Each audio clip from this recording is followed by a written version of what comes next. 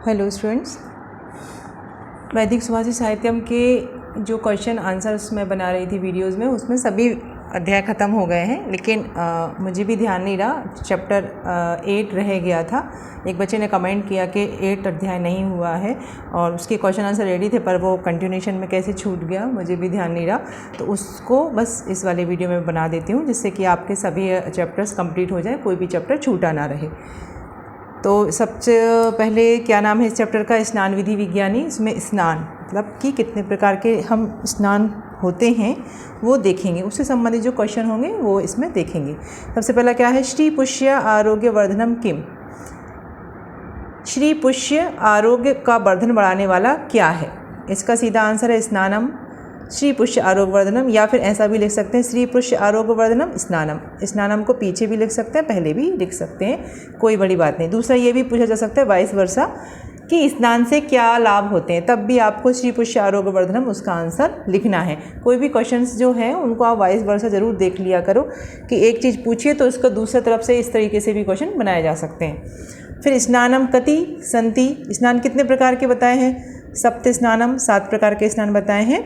मांद्र, भौमम, आग्नेयम, वायव्यम, दिव्यम, वारुणम और मानसम। ये इनके नाम लिखने हैं, बस आपको इनको आप याद कर लीजिएगा इनके नाम को, और इनके बस वहाँ पर आपको नाम लिख देने हैं सिंपली। नेक्स्ट है को स्नानम सर्वेशाम विशिष्टम। सभी स्नानों में कौन सा स्नान सर्वश्रेष्ठ या विशिष्ट है? तो वारुण स्नानम सर्वेशाम विशिष्टम। वारुण मतलब जल, जल का जो स्नान होता है हम सभी करते हैं, वही विशिष्ट होता है। फिर ये छोटे छोटे से मैं क्वेश्चन बनाए हैं इनके मतलब के लिए कि जो 7 प्रकार के स्नान हैं उसमें क्या क्या मतलब उनके निकलते हैं।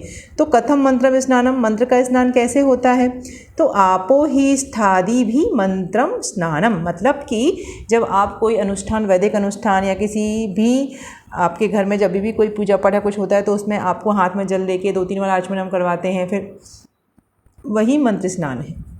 कथम आग्नेयम स्नानम। आग्नेय स्नान क्या होता है? भस्मानाम आग्नेय स्नानम। जो आप लोगों ने देखा होगा, जो बड़े बड़े जटा वाले संत जी होते हैं जो कुंभ वगैरह मेला में देखे जाते हैं, वो रोज स्नान नहीं करते, वो भस्म ही शरीर पर लपेटते हैं। कथम मानसम, तभी तो उनके शाही स्नान होते हैं जिसमें वो बहुत बहुत दिनों में स्नान करते हैं, तो दैट इज शाही स्नान। कथम मानसम स्नानम, मानस स्नान के आत्मचिंतनम मानसम स्नानम।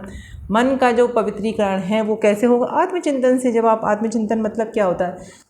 थोड़ा सा अपने बारे में सोचना, अपने सही गलत के बारे में सोचना, क्या कर रहे हैं, क्या करना चाहिए, उसके बारे में सोचना, वही आत्मचिंतन होता है।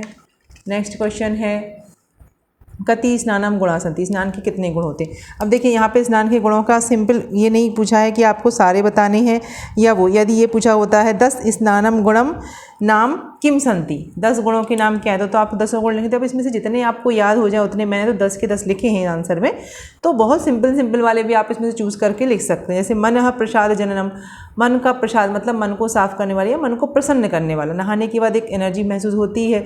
दुख स्वप्न विध्वंसनम, स्नान करने के बाद सोकर उठ के जब स्नान करते हैं तो आपको एक एनर्जी का फील होता है। मलाप हरणम, आपकी जो गंदगी है उसको दूर करता है। मनोहरम, मन को हरने वाला है। श्रम हरम, थकान को हटाने वाला है।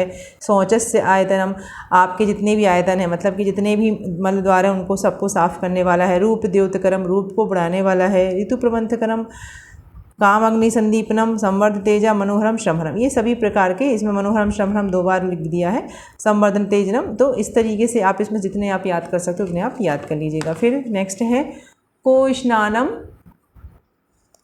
सद्यः प्राणकराणि। कौन सा स्नान है जो सद्य प्राणकर है?